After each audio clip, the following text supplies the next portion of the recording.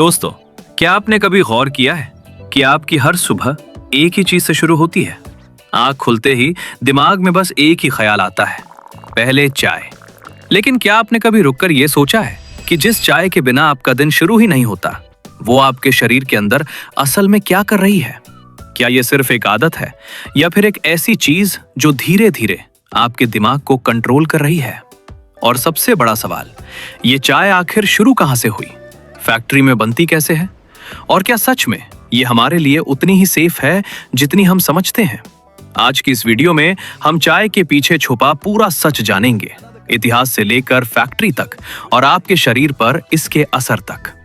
दोस्तों, चाय सिर्फ एक ड्रिंक नहीं है, ये एक एहसास है, एक आदत है, एक रूटीन है। सुबह की ताजगी, शाम की थकान, दोस्तों की बातें या अकेलेपन का साथ, हर जगह चाय मौजूद होती है। कभी आपने सोचा है कि इतनी छोटी सी चीज हमारी जिंदगी का इतना बड़ा हिस्सा कैसे बन गई? असल में ये सिर्फ टेस्ट नहीं है, ये एक हैबिट लूप है। जब आप रोज सुबह चाय पीते हो तो आपका दिमाग उस मोमेंट को रिफ्रेश से जोड़ देता है और फिर धीरे धीरे आपका दिमाग खुद डिमांड करने लगता है। यानी आप चाय नहीं पी रहे, बल्कि आपका दिमाग आपसे चाय पिला रहा है। अब सवाल आता है कि ये चाय आखिर शुरू कहां से हुई? इतिहास के मुताबिक चाय की शुरुआत हजारों साल पहले चीन में हुई थी। एक राजा गर्म पानी पी रहा था, तभी अचानक कुछ पत्ते उस पानी में गिर गए और वही दुनिया की पहली चाय बन गई। धीरे धीरे ये आदत फैलती गई और फिर अंग्रेजों के समय इसे भारत में लाया गया। लेकिन असली ट्विस्ट यहीं आता है। शुरुआत में भारतीय लोग चाय पीते ही नहीं थे।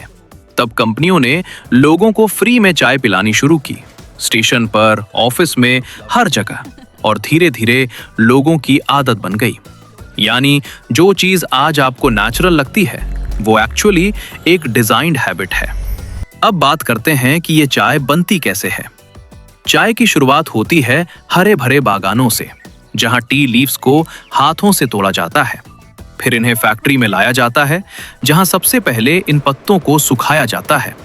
फिर रोलिंग मशीन्स में इन्हें क्रश किया जाता है ताकि इनके अंदर के ऑयल्स रिलीज हो सके। इसके बाद आता है फर्मेंटेशन प्रोसेस। यही वो स्टेज है जहां चाय का कलर और टेस्ट डेवलप होता है। फिर इन पत्तों को ड्राई किया जाता है, छाना जाता है और अलग अलग ग्रेड में डिवाइड किया जाता है। और आखिर में पैकिंग होती है, जिसे हम चाय पत्ती के नाम से खरीदते हैं। लेकिन दोस्तों, कहानी यहीं खत्म नहीं होती। अब आते हैं सबसे जरूरी हिस्से पर, चाय का हमारे शरीर पर असर। चाय में मौजूद होता है कैफीन। कैफीन एक स्टिमुलेट है जो कुछ समय के लिए आपको अलर्ट महसूस कराता है। इसलिए चाय पीने के बाद आपको लगता है कि आपकी थकान कम हो गई। लेकिन सच क्या है? ये सिर्फ टेम्परेरी इफेक्ट होता है।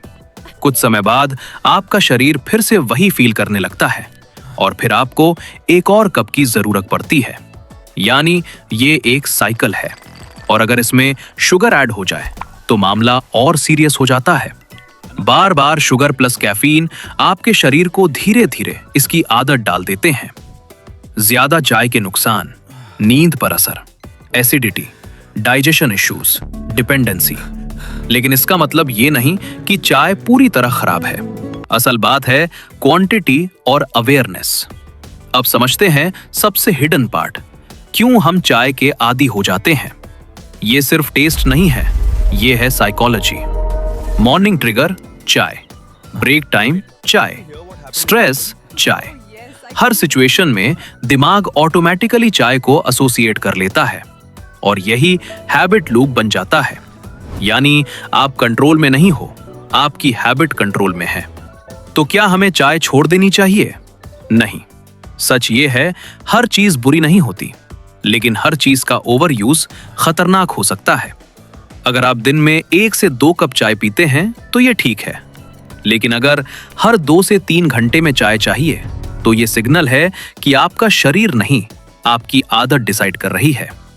दोस्तों, चाय सिर्फ एक ड्रिंक नहीं है, ये एक सिस्टम है जो टेस्ट, हैबिट और साइकोलॉजी का मिक्स है। अगली बार जब आप चाय का कप उठाओ तो सिर्फ उसका स्वाद मत महसूस करना, बल्कि ये भी सोचना कि क्या आप उसे कंट्रोल कर रहे हो या वो आपको। अगर वीडियो पसंद आई हो तो वीडियो को लाइक जरूर करें और कमेंट्स में बताइए आपको हमारा वीडियो कैसा लगा। और ऐसे ही छुपे हुए सच जानने के लिए सच फैक्ट्री को अभी सब्सक्राइब कर लो।